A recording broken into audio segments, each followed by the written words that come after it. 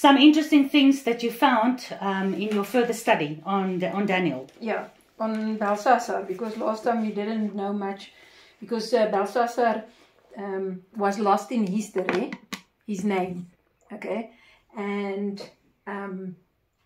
it's interesting that so the fact that the name actually has disappeared for me is, I think in general is a good thing, in the sense of, because some people say that Daniel was written in the time of the Maccabees, okay, but then the fact that the name Belshazzar actually was lost in the time of the Hellenistic time of the Greek, so the historians didn't write his name. So after Nebuchadnezzar, there were 6 years in between with 3 other rulers, and then there was a guy named Nabonidus, okay, and then they discovered archaeologically in 1853 a cylinder with some rolls inside, or cuneiform scripts, and on that the name, so it was a Nabonidus cylinder. So in that they found writings that said that he leaves the rule to his son Belshazzar, okay, and so he was kind of second in command, because we were saying Daniel would be third in command. So Nabonidus was actually the ruler, but of the 17 years he ruled, 10 of it he was busy on wars and stuff. So he put his son Belshazzar then as a ruler in Babylon, and so he would be the second ruler then. So if Daniel that was able to, or the person that was able to explain the script against the wall, would be third. So that's also interesting. So that's where the third might come from, third ruler. But can they explain why Belshazzar called Nebuchadnezzar father? Yeah.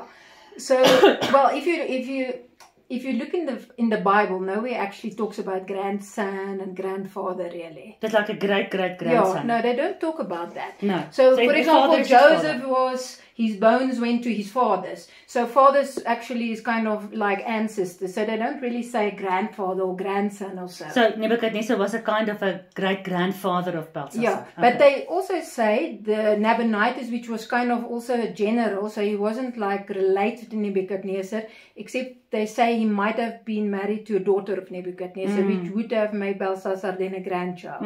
Okay, but then also they used the name father and son also in that time. It could also have been like meaning a successor also from a ruler. And as I say, it's also to show there is kind of, could be family, not necessarily the father, but the grandfather. So there's a relationship. Cool. Yeah. So archaeology, at one stage, remember when Yeshua came in, 4 days before Pesach, which was the time that the lamb must be brought into the house, according to the Pesach law. So 4 days before he died, he came into Jerusalem on the donkey, remember? And then the people were shouting, blessed is he that comes in the name of Yahuwah. And the Pharisees told Yeshua to tell them to stop shouting. And then Yeshua says, if they stop shouting, the rocks will cry out. So it's archaeology for us is the rocks crying out. So that is kind of a proof that in the Maccabean time they didn't know about Belshazzar, but like now 200 years before, when in our time, now they discovered the name. So which means Daniel was there. Because he knew about it, but before the Greeks, before the Medes and the Persians took over from Babylon. So it was a proper prophecy. It wasn't that he knew about all the successive kingdoms and then he wrote the book. No, he knew about them before they were even there. And that's the thing the critics have. They say, because I think Daniel 11, there's more than 100 predictions that came through. They never saying, but how is it impossible? And that's why they say it might have been written in Maccabean time. But then this actually proves Daniel knew things that they didn't know in the time of the Maccabees. And then another thing, I don't know in what verse it is in Daniel, but about the city Susa. Okay, so Susa was a province in Daniel's time of Elam or something. Okay, and again in the Hellenistic time, it was under another province, Susania. So it changed. So they also couldn't have known that in the time of the Maccabees or after that. But Daniel knew it. So again, it changed. So, yeah, another kind of proof that Daniel confirmation. Must have, confirmation that he must have written it. Yeah. There is something about Darius as well, but I think we must first read the chapter.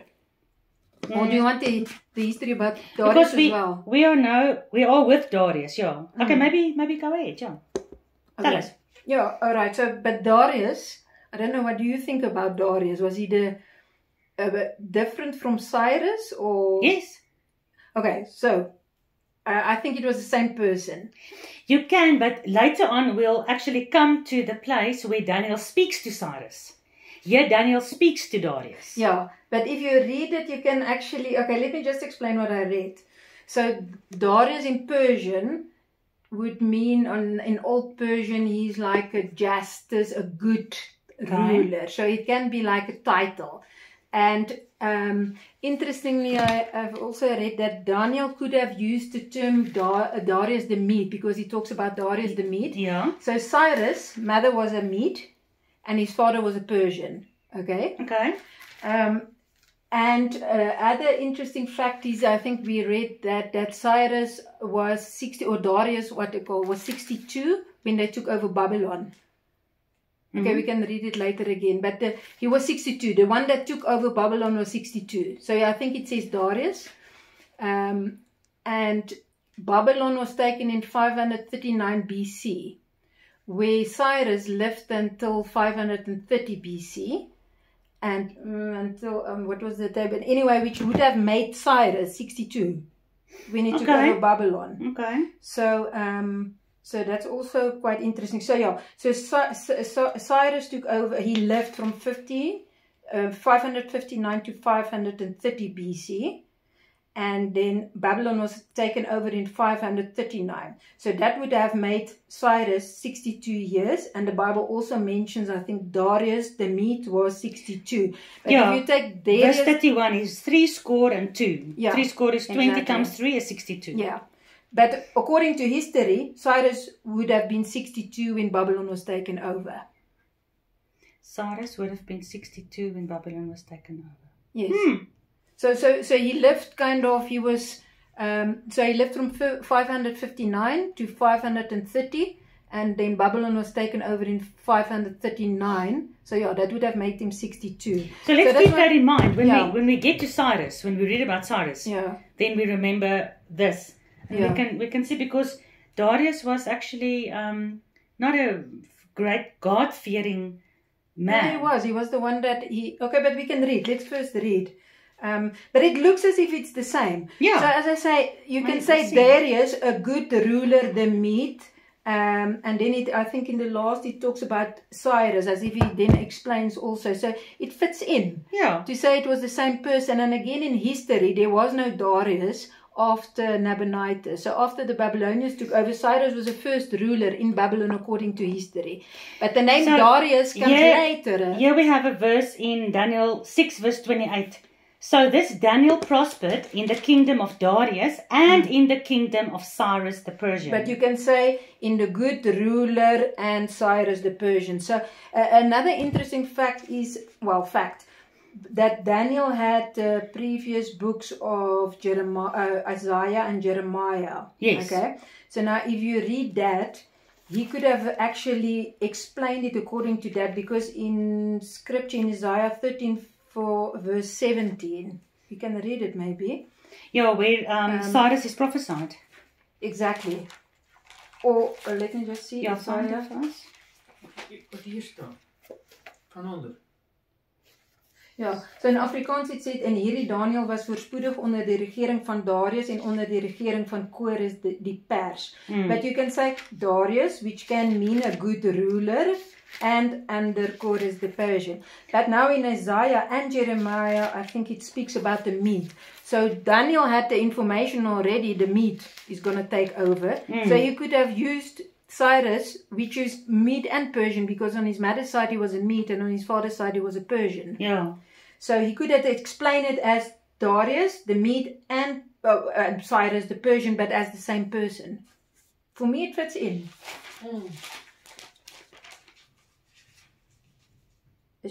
Are you at Isaiah 13 verse 17? I'm someone else, but read that one first. Nou, I've got it in Afrikaans.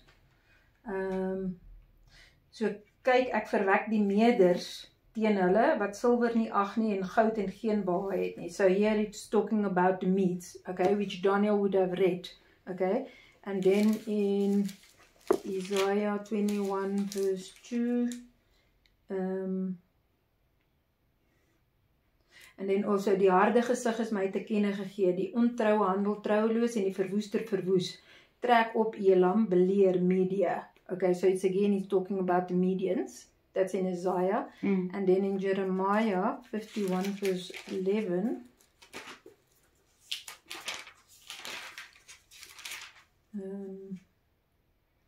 So it says, okay, in Afrikaans, maak skerp die pyle van die skilde.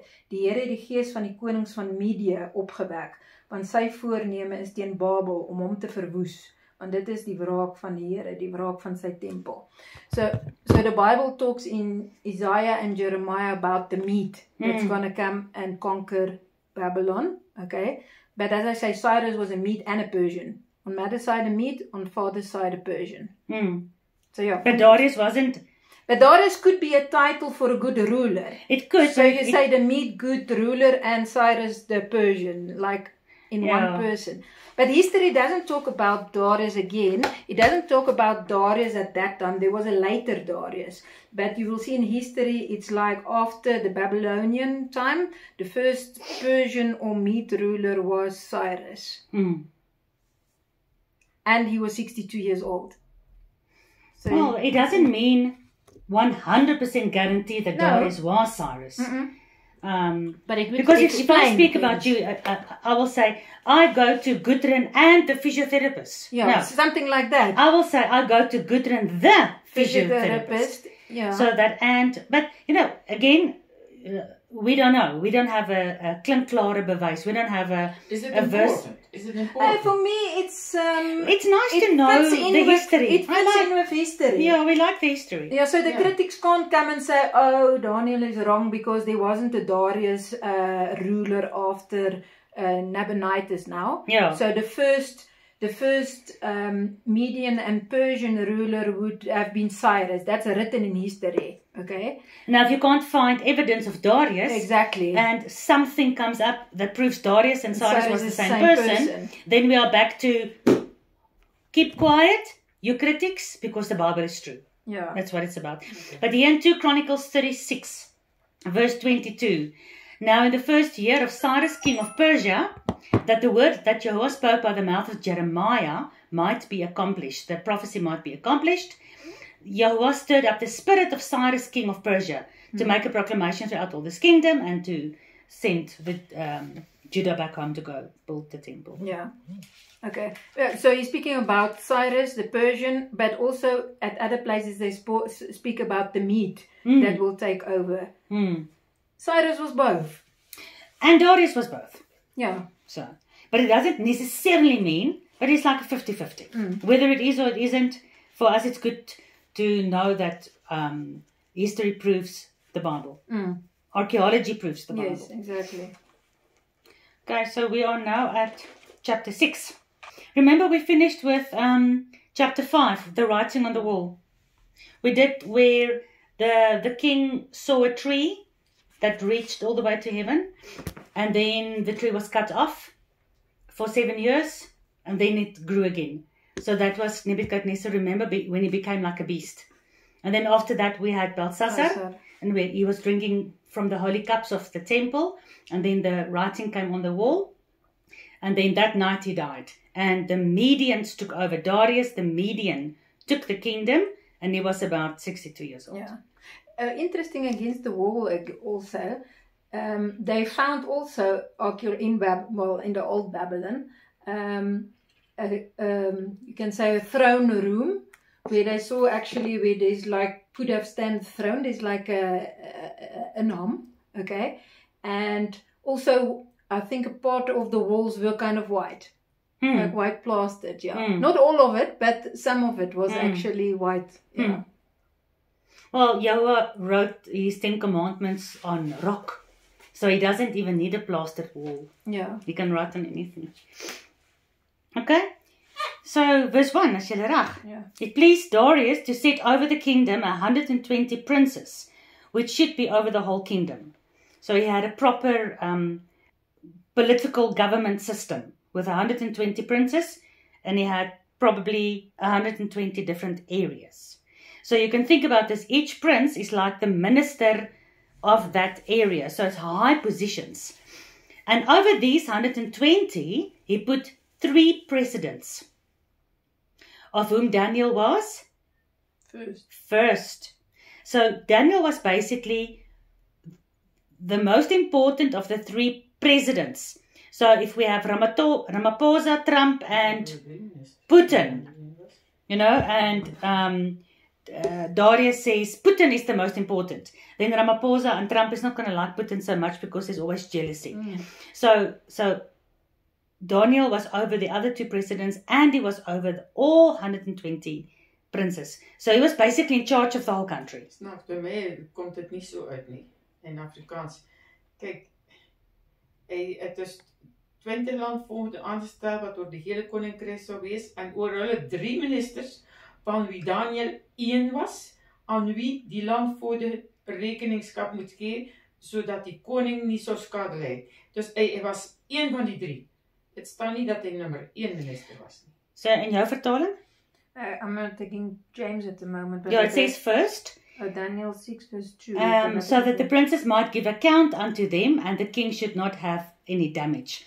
But okay, whether he was first of the 3 or just one of the 3, he was somewhere at the top. Ja, he was. Then this Daniel was preferred above all the other presidents. You see, there we go. He was the best one, yeah. Okay. Yeah, so he was preferred. That means Darius preferred him. He liked him. He chose him above all the other presidents and above all the princes, because an excellent spirit was in him, and the king thought to set him over the whole kingdom. So he's already been through 2 kings. He's never been found to lie or steal, although he's in a position where he could have been like the corrupt police in our country. He could have been very rich by now. But there was no, we'll see it now, there was no guile. There was no wickedness, no iniquity, no sin. Nothing corrupt ever found in him. Then the presidents, so how many presidents are there? Presidents. 3. Yeah. So it says then the president, so it means the other 2, and the princes. How many princes are there? 20. 120. So the verse 1. Yeah. So 120 princes plus the 2 presidents. So that means the entire political system of the kingdom, sought to find an occasion against Daniel concerning the kingdom. So think about this. He never lied, he never stole, he never slept around with his neighbor's wife, he never did anything bad. He was a good ruler. The country probably were doing well. The king was happy. The people were happy. There was no revolution, nothing. Why would they all conspire together? Jealousy. But I mean, so it's 120 plus the 2 presidents, so 122 of them. There's only place for 1. So if they're all jealous of him, in their mind, surely they must understand, even if they get him out of the way, there's only one guy that's going to take his place. So then they're going to be jealous of that guy again. Think about it. So they all conspired against him. Not as if they all can take his place. Because you're not the same sinner as the other. You are different. Well, first of all, he's a Jew. Yeah, and because he was a Jew. The rest are all Babylonians. He was a Jew. First of all, he's a Jew. Second of all, he's a slave. Third of all, he's got a weird God, weird commandments, weird traditions. And it's like he's too good to be true. Nobody can be this good. But he's proven himself already over 2 kings. Now, if you haven't stolen or be corrupt in 2 generations of kings, you're not going to be. So the jealousy, I think, is because he's a Jew, because he's so good, but also because the king preferred him. If he was as corrupt, and if he maybe had went partying together with him, maybe he never went to their parties. So he never mingled with them. Maybe if he mingled with them, they wouldn't have been so jealous. But he was always separated, and that's what holy means. Holy means to be set apart, to be separated. Because we'll see the things that he does. They don't do these things. They don't. Remember when he didn't want to eat the king's food? He only wanted to eat clean. Not even his own Jewish brothers did that. Again, they were different. When you're different, people look at you and they think you're stuck up, and they think you are haughty. What did you say? Or trying to be better. Trying to be better, trying to prove yourself better. So but Daniel wasn't like that. He was humble. But still, that kind of jealousy was there. What are we seeing in this? Remember, history, archaeology proves history is correct. History is not just for that time, it's also for our time. What are we learning? To be set apart. To be set apart? Well, what will that mean for you? To be different and do other things than the others. And what will it mean in your community? They might not like you. They might not like you. Probably not. But will they want to kill you like these people wanted to kill Daniel? Remember what Joshua said? Because Daniel is very much about the end days. Remember Joshua said, they will persecute you from town to town, and they will kill you, and they will scourge you, hit you with lashes, and they will bring you before the synagogues and before the councils for my name's sake. They will hate you when you witness for my name's sake. Even your own family members will deliver you up to the authorities, thinking they are serving God. So when you are different like Daniel was, like we are supposed to be, in the end days, it's prophesied that you'll be alone. People will definitely go against you. So they all came together, verse 4, to find occasion, to find an opportunity against Daniel concerning the kingdom. But they could find nothing or no fault. For as much as he was faithful, number 1, neither was there any error or any fault found in him. So when we are true believers and we are holy and we are set apart and we are different to the world, and the world looks at us, will our witness be such in the end days that they can say there's no fault in her? None of us are without sin. I'm not talking about that. Nobody says Daniel was without sin. But Daniel never stole money from the king. Daniel never said anything bad about anyone. The longer you are on the journey, the more you learn how not to sin. You get angry quickly, so you know it's a sin. So now you practice to take longer to get angry. And after a couple of years, you actually become very peaceful and very mellow, and you become less angry. So after all this time and after everything that Daniel's been through, he's walking so close to God that it says they couldn't find any error or any fault in him, and he's faithful. So the prophecy for me when I read this was, will my enemies find this in me? Or will my enemies have something to throw? Because if they find something to throw against you as a witness in whatever situation, it should be that you were obedient and faithful to God. They shouldn't find something where they can say, oh, you're such a big believer, but look at this and look at that and look at that. So like in Daniel's case, they couldn't find anything. Yeah, you can't be a hypocrite. You can't preach and then don't live according to what you preach in any way. Otherwise, Yeah, that's what is said about Daniel at the end. It says, verse 23, no hurt came upon him because he believed in his God. But he not only believed. I mean, a lot of people believe, but you can't see it in their lives. James says in James 2, show me your faith without any works. And I'm telling you, faith without works is dead. Because if you say you believe in God, so what? Even the demons believe in God. So what? That's not a big thing. But to believe in God and be so convicted that you believe in Him, that you'll be willing to say, listen, we'll see what He does now.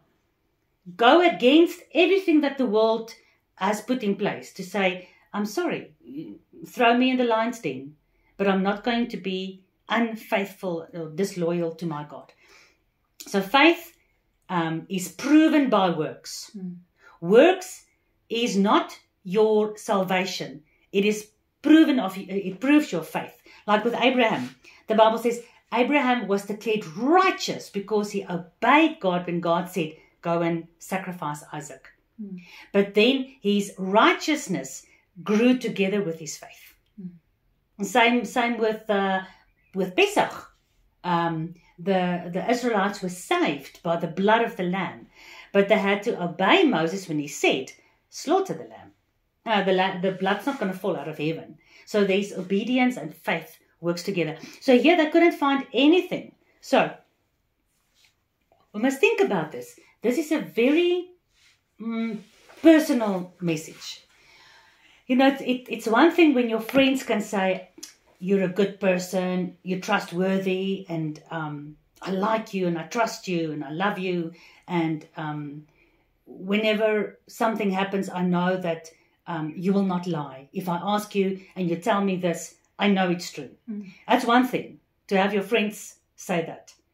But it's another thing when your enemy says that of you. When your enemy can't find fault. I don't think there's any one of us that can stand next to Daniel in this regard. But this is end time training. Daniel is technically training us for the end days. And this is our training, that even your enemies must look for something. They must struggle so much to find something with which to bring you into judgment. And then the only thing they can find is that you are doing something against the law of, not of God, the law of the king, the law of the country, the law of the ruler, the law of the Antichrist. They're going to find that against you, but they can't find anything else wrong against you. So that must be our training. Then they said, these men, verse 5, we will not find any occasion against this Daniel. So they know, no matter how much they look, they're not going to find anything. So they said, except what? Yes, this is amazing. Except we find something he does concerning the law of his God. So in the end, you're going to have God's word. Remember last time we discussed, God, arise. They've made void your law. Remember we discussed this? Did we not? I'm not sure. So that is, so far as I remember, Psalm 119, verse 23. Read for us. Psalms 119, verse 23. Princes also did sit and speak against me, that thy servant did mediate in thy status. Okay, no, it's not that one, sorry. Psalm 119, verse 126. 126. It is time for thee, Lord, to work, for they have made void thy law. All right, so when will they make void the entire law of God? Well, who's they? Whoever the they is. Has there ever been a period in history of the Bible where they made the law of God to nothing? If you obey the law of God, you're actually killed. Has there ever been a time like that? Yeah, well, I think so. Yes. Yeah. For instance, during the Maccabees. Yes. During the Maccabees, when the Greeks took over, remember here is Babylon, and then it was the Medes and the Persians, and then the Greeks took over. So in the time of the Greeks, they couldn't keep the law. Yeah, they weren't allowed to keep Shabbat, or to circumcise their men, or to abstain from eating pork and any unclean meats. They weren't allowed to keep Pesach or any of the feasts. If they were found doing that, they were killed. In the temple, they put the statue of Zeus in the holy place of the temple, and they slaughtered a pig on God's altar. And they brought that pig's blood into the temple. That is absolutely not acceptable by God. So then they forced all the people in Jerusalem, because remember, Judah only stayed 70 years in Babylon. Then at the time of Cyrus, the king of Persia, when Ezra and Nehemiah started going back, then all the Jews returned back to Jerusalem and they started rebuilding the temple. So when the Greeks came to take over, the temple was built. And now, from that pig that was slaughtered, they forced all the Jews to eat it. And the Jews that didn't want to eat it were killed right there in front of the temple. They were just, their heads were chopped off. So when you look at the Maccabees and you look at a lot of things that happened that even Yeshua talks about, and Yeshua says, when you see the abomination of desolation, like the prophet Daniel talked about. But now people say Daniel was before Maccabees. So when Daniel talked about the abomination of desolation, he talked about the pig that was slaughtered. Because in Maccabees, they call the pig that is offered up to Zeus in the temple of God, they call it the abomination of desolation. Yeah. But now Yeshua says, when you see that happen, Yeshua is after Maccabees. Yeah. So you see, it's a cycle. Daniel was talking about the Maccabees, but also about the time of the end. Because there needs to be another temple. There needs to be another Zeus in the temple. There needs to be an abomination offered to God, of which we must all be forced to consume and to take part of, which is definitely part of the mark of the beast, because it's something that goes inside of you. And when you take the abomination of desolation, when you take the mark of the beast, you are fine. You are not killed. But when you refuse, you are killed. Just like in Daniel's time, just like in the Maccabees' time. So Psalm 119 verse 126 says, it's time, God, for you to rise because they've made void your law. Yeshua didn't discuss this. And then we say, when will God only arise from his throne? Did we not discuss it? We said, will God arise from his throne now? Will he stand up and do something now? No. No, he's going to remain seated until it's time for him to come back to this earth and to come and destroy the wicked and to make everything new and establish his kingdom. So by the time that it's almost time for him to come, by that time, his law is totally made void. It's made to nothing. Something to be made void is if I write on a whiteboard and I wipe it, I've made it void. I've wiped it. So when they totally wipe the law of God, and they make it unlawful to keep the law of God, then that is the time that this is prophesying about. Because they said, there's nothing we can find against him. He's actually not transgressing any of the Babylonian laws. Mm-hmm. But he's also not transgressing any of his own God's laws. So now we have to devise a plan. There must come a time when the law of God when you keep the law of God, you'll be in direct transgression to the law of the world, of the country, of the king, of the political system, of the Antichrist. So when God's people, because we keep the laws of the country, we pay our taxes, we stop at the stop street most of the times, we don't murder, so we keep the law of God, we keep the law of the country, right? Nobody can point a finger to us. But there's going to come a time, like they say, remember what they said. We will not find any occasion against this Daniel, except we find it against him concerning the law of his God. Except we get to the point where obeying God is going to be a criminal terrorist act against the law of the world. So remember, the world is run by the 10 kings, the 10 toes, the 10 horns, and all they give their power, of course, unto the beast. So when, for instance, the Noahide laws, have you seen my study on the Noahide laws? Yeah, I think so. So do you remember? One of the Noahide laws for instance, if any Gentile, well, I'm a Gentile, ne, that have turned back to God and have been we are grafted back into the olive tree. Now, if I as a Gentile keep the Sabbath day or Pesach or any of those Jewish holidays, I can get killed through the Noahide laws. Do you remember I've shown you that? How the Jews is ruling the world when they bring in the Noahide laws, which Trump is actually calling a very justice. It will bring justice and peace to the earth, because everybody will follow these Noahide laws that God apparently gave to Noah. He never did that. But when you obey God, for instance, doctors, when doctors refuse to do abortions, they can lose their license. Especially in America and Europe. I don't think it's like this in South Africa yet. But in Europe and America, if you refuse to do an abortion, you can lose your license. Let's think about the first law. I'm the Lord your God. You will have no other gods before me. I mean, it is unlawful to speak about the God of the Bible as the only God. You can't do that on radio. You can't do it on TV. You can't even do it in schools anymore. You see how the first law has already been made void. The second law, you cannot make for yourself any graven images and bow before them. Well, people are bowing before the cross. People are bowing before all kinds of images.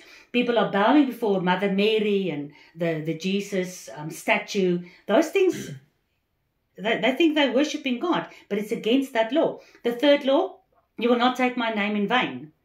Well, besides the fact that his name is not Jesus and Lord and God, but it is Yahuwah and Yeshua, but I mean, every movie in the world has got blasphemy in the names. And also, the names are totally twisted to say that actually you mustn't identify the Messiah by a name, because the Messiah is actually a universal. He's for all. So they're totally making, using the name of God in vain, making it vanity, making it nothing. Okay, the fourth law, Sabbath day. You all know what happened to Sabbath day. Fifth law, if children these days don't like the rules of their parents, because the fifth law is obey, honor your father and mother, ne? If children today don't like the rules of their parents' house, or if their parents still hit them when they are naughty, they can make a case against them. You know that, ne? They can make a mishandeling, abuse, case of abuse. Yeah. So where's that respecting your parents? Where's that law? It's been made void. It's been wiped off the table. 6, you may not murder. How many babies are murdered every year? Over 40 million babies. Because a baby is a baby from the moment that it starts growing into cells. It's not a baby when it's born. And now in America, your abortion can happen even after the baby is born, because it's not a human being yet. I mean, it's ridiculous. 7, you will not fornicate. What does fornication mean? Have sex outside of marriage. Well, the thing is, they want to abolish marriage. That's why they've got this whole trans movement. I know they say Trump has now abolished. He says there's only male and female. He's just talking from the good side of the tree of knowledge of good and evil, because he's trying to gather the Christians so they can vote for him. But the whole trans movement is because they want to abolish family. The New World Order don't want families. They don't want marriage. You can fornicate. That's happening quite a lot already. Exactly. It was more in Europe very much. Very much. You first stay together, and then maybe you get children, and maybe when the children ask, you marry. But it's coming to South Africa as well. Exactly. It becomes quite common. No, it's how many people do you know that lives together that has kids? In my children's classes, I always ask them, because in the class they ask them your parents' names and whatever. So in both my children's classes, more than half the children in the classes don't live with their biological parents anymore. No. More than half are divorced in any way. Yeah, but the fact is, both. Where they don't live with their biological father and mother in one house. Yeah. Yeah. So it means they either live with the father or with the mother, or something like that. More than half in our South African schools. Yeah. So in Europe and America, it's even worse. All right. The 8th commandment: thou shalt not steal. Well, in our country, they're going to legalize expropriation without compensation. Right? And after 9/11, one of the biggest laws they changed after 9/11 in Europe, in America, was that if they suspect you of terrorist acts, they can confiscate your computer, your house, because your house might be used for terrorist acts, your car, they can confiscate your bank account, they can come into your house without a search warrant, look through everything and even take you into custody. You will eventually be released again and eventually get all your stuff back. If they so choose, it might even take years. So they are legalizing all the things of God's law that God says it's not right to do it. They say it's okay to do it. We've got laws for it. The laws of the world versus the law of God. 9th commandment, thou shalt not bear false witness. Trump just said, Agenda 2025, the golden age that needs to start at Agenda 2025. So Agenda 2025 as well? Well, it's not called Agenda 2025. I'll tell you now what it's called. Shit, what is it called? Plan 2025. I can't remember now.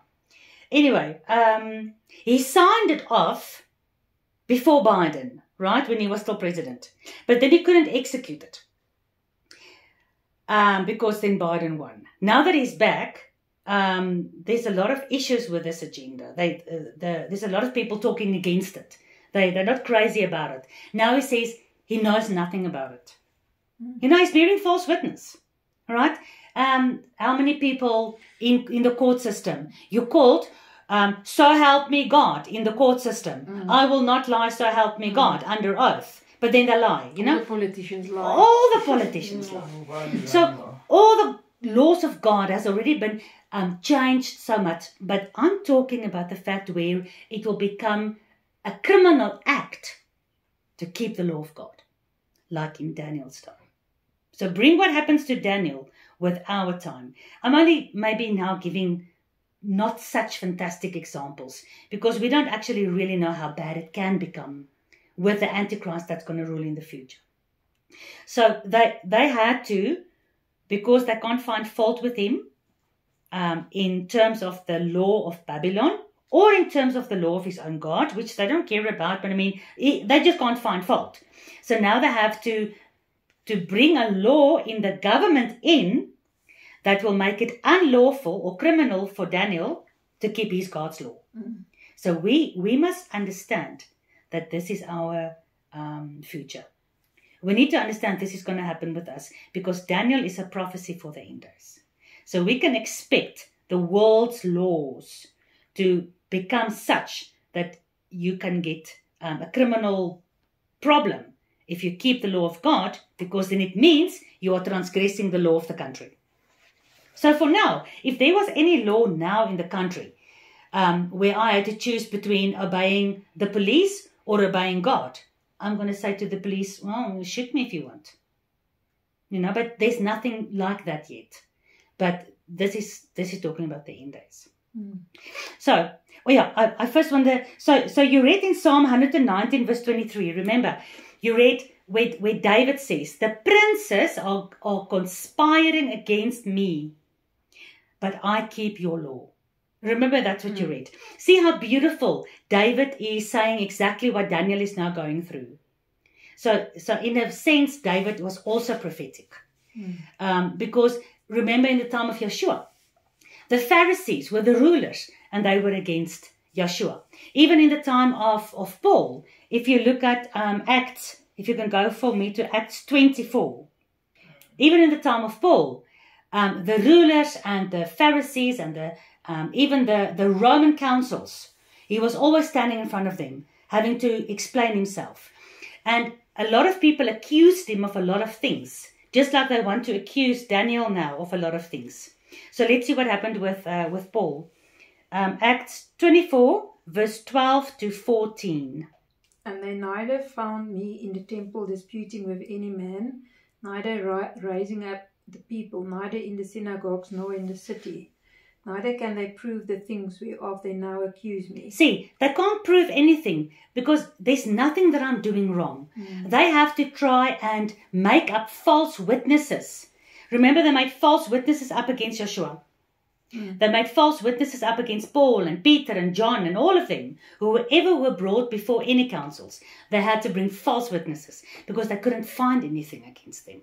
All right. So now these Pharisees that accused Paul, remember, they accused him of breaking the Torah by teaching the Gentiles other things. Remember, that's what the accusation is. Now Paul says they couldn't find anything against me.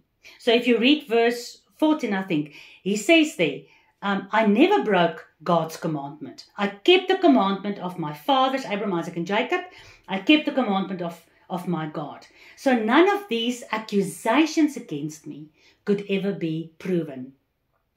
We might even have the same problem in the future, where people can falsely accuse you of stuff, and you cannot really defend yourself. You know, you find yourself alone. They can't prove their accusations, yet you find yourself like Paul. He found himself eventually getting his head chopped off. But yet they couldn't prove any of the accusations against him. So it's a little bit scary. In Daniel's case, you know, he was thrown to the lions. They couldn't prove anything bad against him unless they changed the laws to find him guilty. In Paul's time and in David's time, we see that beautiful repetition of this prophecy all the time. So the princes, verse 6, back to Daniel 6, verse 6. Then these presidents and princes assembled together to the king and said, "Long live the king!" So they are already trying to find favor with the king, you know, coming to him with all kinds of flattery. "Oh, king, you're so nice." All the presidents of the kingdom, the governors, the princes, the counselors, the captains, we have consulted together to establish a royal statute and to make a firm decree that whoever will ask a petition of any god or man for 30 days, besides you, O king, that man must be cast into a den of lions. All right. Do you understand what they're saying? So for the next 30 days, no man can pray or ask his God or ask another man for anything. They can only ask the king. And if a man is found not coming to the king for his petition, for what he needs, that man must be killed. Okay, you got it? Yep. Now, O king, establish this decree. But look at what they say. They said, all the presidents, the governors, the princes, and the counselors, and the captains, we all came together, and we consulted. We thought you are so great. You are so great. We feel you must be the only one that everybody must come to. I mean, it's a stupid decree. Where's the king going to find time for all this? Anyway, he doesn't think about this. So he says, now a king established the decree and signed the writing that it cannot be changed, according to the law of the Medes and the Persians, which alters not. All right. What is the law of the Medes and the Persians? Die wet van Mede en Perse. Well, if Die wet van de regeerder. Yeah, so, but what he does it couldn't mean? change it. So once he signed it, that was a law of the Medes and the Persians. So once the king signed something, so justice have to take place. So if you would not obey the law, so you have to be punished. You cannot take it back. Yeah. Even the king who wrote the law. Exactly. Yeah, that's a law. Remember in Esther's time. Remember she got married also, to the Persian king, and the law was that he could kill her if she came into his chambers without asking. Yeah. And then Haman, remember Haman asked the king to sign the decree that on that specific day, Purim, all the Jews can be killed. And then when Esther asked him, please, I'm a Jew. Yeah. You don't know what you signed. Then the king realized, but he couldn't change the law. And he said, well, now he just, a bylaw, I'm going to put an addendum to the law that the Jews are allowed to protect themselves when they are attacked. But even with Esther pleading with him, he couldn't change the law. Yeah. But he put the addendum to the law, they can protect themselves, and he put the addendum to get Haman killed in the place of Mordecai. But yeah, the laws of the Medes and the Persians. So it's established. It's not like our laws. Today you've got a law like this, tomorrow you've got another law. It changes, chops and changes all the time. And then that law also said, but that comes later, like where the family actually was also kind of punished together with the guilty party. So eventually when those governors or whatever that suggested the law were also with their family were thrown into the lion's den. Well, the thing is, if you look at, do you remember Korah in the Torah, in the first 5 books of Moses? Korah was one of the Levites, and he came to Moses and said, Moses, you are doing too much. I can also do what you do. So I want to be the high priest. I can take over Aaron's job. And then God said, no, let's see whom I choose, because Korah had 200 princes. So they all had to bring the censer and their staffs, and then the staff that was blooming, that's the one that God chose.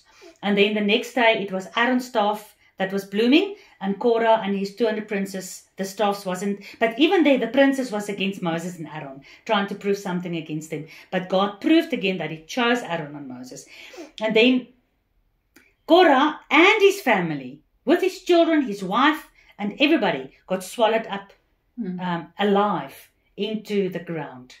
I mean, his children didn't rebel against Moses, but it's like God says, and even here the Medes and the Persians says, the sons will grow up to be like their father. Or they might even come back and try to take revenge for what you did to their father. So this whole family, there's a bad seed, there's a bad spirit in this family, destroy the whole family. So that happened with God, with our father, as well as with the Medes and the Persians. You're right. And I think this was a general rule in the Mesopotamian area. Ja, I have to go. Is reg, sien dan die volgende keer? Ja, okay. Dankie.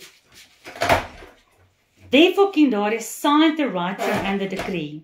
Now when Daniel knew that the writing was signed, so Daniel knew there was a law that says you cannot speak to any god or to any man except the king. So he knew that, number one. He knew it was signed. He went into his house, and it's almost like he was doing, where. He opened his windows.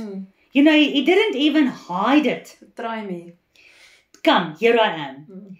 In his chamber, and his windows was open towards Jerusalem. He kneeled upon his knees 3 times a day, and he prayed, and he gave thanks before his God, as he's always done. So, would there have been something wrong if Daniel didn't open his windows, but he still prayed? No. Nothing wrong with it. And then if the windows was closed, nobody would have seen him pray, and then he would never have been thrown to the lions. Why did he open the windows? Is there a law in, it says, later on, it says he stayed loyal to his God. But is there a law that says you have to open your windows to pray? No. It's kind of a testimony that he trusts God. It's a testimony. It's beautiful, ne? So there's also no law that says 3 times a day. I'm going to tell you now about 3 times a day. And we're going to look at towards Jerusalem. There's no law that says it has to be towards Jerusalem, or it has to be 3 times a day, or you have to have your windows open. But these things are a testimony of the God that you serve. And it says specifically, as he did always. So he's not about to change that now. And anyway, remember what they said. We cannot find anything against this Daniel except we find it against him concerning the law of his God. So they know that he's praying 3 times a day towards Jerusalem with open windows. So now the next day, if the windows are closed, they're probably just going to go send a spy into his house anyway, because they are watching him. They are waiting. And Daniel knows this is their plan. So he's not trying to hide from them, because he's not going to help. If they want to find something, they're going to find something. So he just declares it to the whole world to see. I'm not scared of you. So, okay, 3 times a day. Actually. Oh yeah, I wanted to say also with Daniel didn't choose to, he chose to keep the law of his God and not obey the law of the king. If we take that to the future, we will choose to obey the law of God and not the law of the Antichrist. And then we see in Revelation 12 verse 17, the dragon will fight against the people who obey God in the end days, especially because they will not be taking the mark of the beast. All right, and they will not be worshipping the Antichrist. They will not bow before the image of the Antichrist. So it's just logical that this is against whom the princes are conspiring, and the princes and even family and the rest of the world will conspire, and then the government will kill you. They will have no choice because it's the law of the Medes and the Persians. All right, 3 times a day. Why 3 times a day? Have you got any idea? No. Okay, so if you go to 1 Kings 8, 1 Kings 8, verse 48. So this is now 3 times a day, and this is these windows are opened towards Jerusalem. All right. Okay.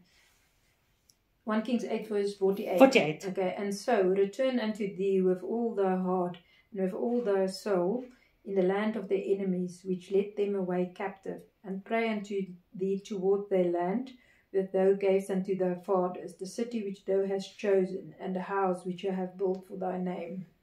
So the whole 1 Kings 8 is where Solomon is praying, and he's got all these different prayers. If we sin against you, and you keep the rain away, and the land goes dry, and we repent, and we pray towards the city where you chose to put your name. Please hear us from heaven. Forgive us our sin. Have you heard that song from Don Moon? Our Father, who art in heaven, hallowed be your name. Our Father. What is it? We repent our sin. Forgive us today, we pray. It's a beautiful song. Okay. So it's based on 1 Kings where Solomon is praying. If we repent and we cry against you, hear our prayers in heaven when we pray towards your city, Jerusalem. Because why? It's all about the famine and the sword and the and drought and the enemies that come. And that last verse 48, it's where we will be taken into captivity, into a different land. But our hearts always long back to Jerusalem. So that's why all the people always prayed towards Jerusalem. The Jews today, no matter in which country they live, they will always pray towards Jerusalem. Like the Muslims, to Mecca. They always pray towards Mecca. So you pray back to your holy place. You pray back to the land. Not because it's a law, but because that's where you come from and that's where you want to end up in the kingdom. Okay, and I can give you hundreds more verses.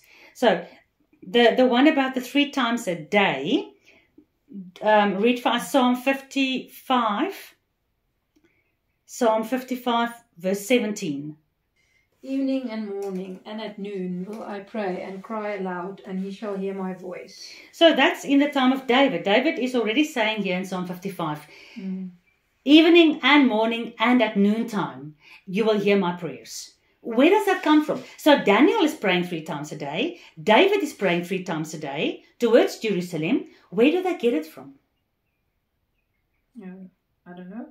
Okay, now if you go back to the book, back to the Torah. At the tabernacle in the wilderness and later on at the temple, there was a morning and an evening sacrifice. The morning sacrifice was shachrit, and the evening sacrifice was ma'arif. And then the mincha. Sometimes you will hear people talk about the mincha offering. So the mincha was the vrijwillige offer. Yeah, okay. A free will offering. Okay. So the mincha is the free will offering. So you've got your shachrit offering. That's where the priest will, that's why it's so important for the priest who does duty throughout the night to make sure that the fire doesn't go out. So when the high priest comes in the morning, he can just put the newly slaughtered lamb onto the fire. So you've got your shachrit offering, and then in the evening, when the shachrit is burnt up, in the evening you've got your ma'arif offering. And then that burns up through the night. So that's what the Torah talks about, a continual offering. It never goes away. And then in the afternoon, you've got a free will offering. So they were praying shachrit, ma'arif, and free will, the mincha. Because there was a tradition, every morning and every evening there was a sacrifice brought to God at the tabernacle for 40 years. And then later on at the temple, when the temple was built. So it was built into the routine of the people. They were so used to it. So whenever there was an offering, there was a prayer. So they got used to it. Okay. So it's a beautiful, beautiful. Many Messianics and all the Jews do it, but many Messianics do it as well. But it's not a law that if you don't do it, now you transgress it. Pray 3 times a day. Pray 3 times a day. I tried it in the beginning of our journey. I was still running my own business in the city. So my cell phone, I planned it to go off at 12 o'clock in the afternoon. So I can go and pray.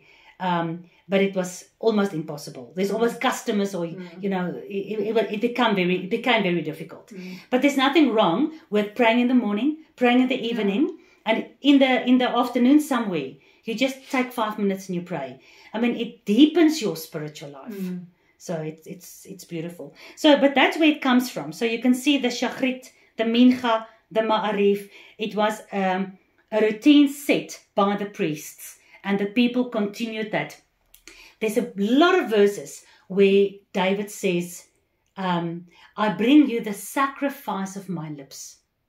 So even because now the offering system is no longer there, but I'm still bringing you the offering, which is my 3 prayers per day. I'm still bringing you the morning. That's why the whole Bible is, in the beginning, it was morning and it was evening. Ne? And when they talk about the various time periods, they will say, somewhere in Daniel, I think we'll still get to that, they will say, I can't remember, 320 mornings and evenings. Why does the Bible count morning to evening? Because that was the sacrificial routine. And the Jewish people adopted this routine. So that's why they continue praying morning, noon and night. Okay. Beautiful, no?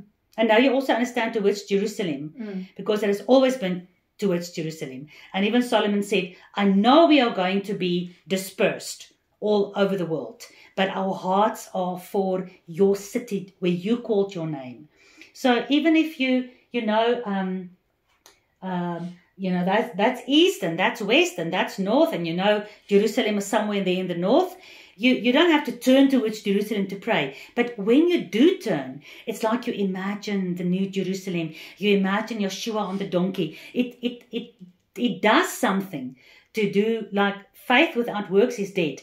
So you believe, but when you combine your belief with something physical, it's beautiful. There's something beautiful towards it. But it's not a law that you can break. All right. So these men assembled, and they found Daniel praying and making supplication before his God. What is supplication? If we read Daniel 9, we'll see what the supplications was. What was Daniel's supplication? Supplication means I'm begging you. Well, what was Daniel begging for? Do you know? Where now? Sorry. No, it doesn't say here. What do you think Daniel was begging for? To God. Yeah. To be with him? Sure. Where are they? In Babylon. Where do they want to be? Jerusalem. Okay, so one of the things he was begging is, please forgive us, like Solomon said, when we are in exile and we repent, hear our prayer from heaven, and please, answer our prayer. So Daniel was praying Solomon's prayer. We are in captivity, Daniel 9. We and our forefathers have sinned against you. Please forgive us and return us back to the land. But now the decree is, he must go ask Darius for that. But what's Darius going to do? Even if Darius says, go back to your land, it will not be able to be successful. Why? Because they have to stay 70 years. It was prophesied by Jeremiah. So nothing can change God's prophecies. All right. Then they came near and they spoke unto the king concerning the king's decree. King, have you not signed a decree that every man that shall ask a petition of any god or any man within 30 days, besides you, O king, that man must be cast into the den of lions? The king answered and said, that is true, according to the law of the Medes and the Persians, which does not change. Then they answered and said before the king, that Daniel, that man there, which is of the children of the captivity of Judah. So he's a slave from the freaking Jewish country. That man does not regard you, O king, nor does he care about the decree that you have signed. He still makes his petitions 3 times a day. Then the king, who heard these words, was so displeased with himself. Spijt komt te laat. You know, it doesn't help to try and bite yourself afterwards. And he set his heart on Daniel to deliver him. So he was looking for any way out. And he labored till the going down of the sun to deliver him. Then these men assembled, you know, the kings, the princes, the governors, the counselors, the captains. They assembled unto the king, and they said unto the king, know, O king, you know that the law of the Medes and the Persians is no decree or statute that you established may be changed. So he was probably begging them, let's change this. And they said, no, sorry. You know what the law of the Medes and the Persians are. So here the king must have realized that he's been fooled. Because, you know, Daniel doesn't do anything wrong. He like Daniel. He likes Daniel. And Daniel is a good leader. He's the best leader in the whole country. So now that all these men, the 120 princes plus the 2 presidents, they all say, no, you can't change. It's a law of the Medes. Now he must have known that he's been fooled. So again, there will come a time when the Babylonian New World Order laws will make void the laws of God. And even if the king wants to change those laws, there's nothing, nobody will be able to come to our aid. No humans will be able to save us. The Bible also says, don't fear them that can kill the body, but fear him that can throw both body and soul into the Gehenna fire. So there'll come a time when we will know there's no humans that can help us at all.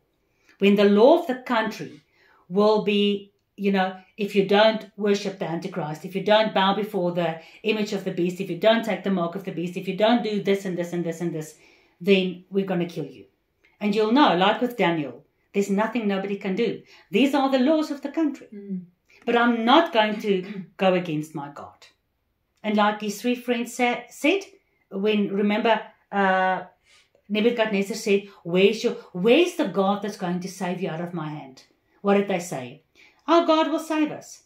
And even if he doesn't save us, I'll still not bow before your image.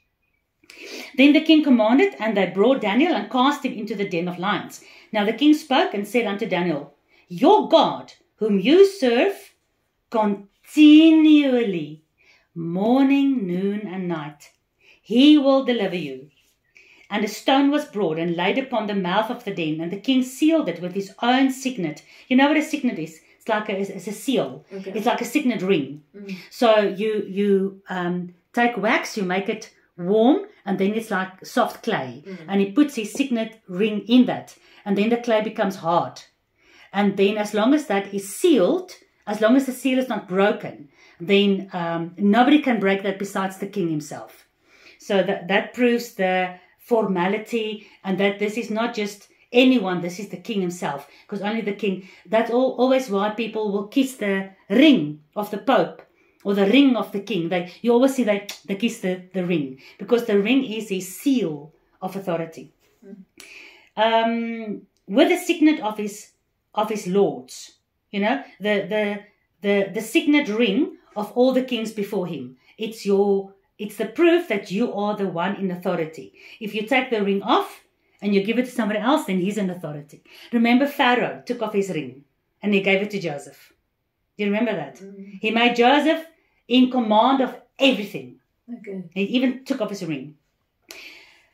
That the purpose might not be changed concerning Daniel. So he sealed it with his own ring. There's nothing to be done for Daniel.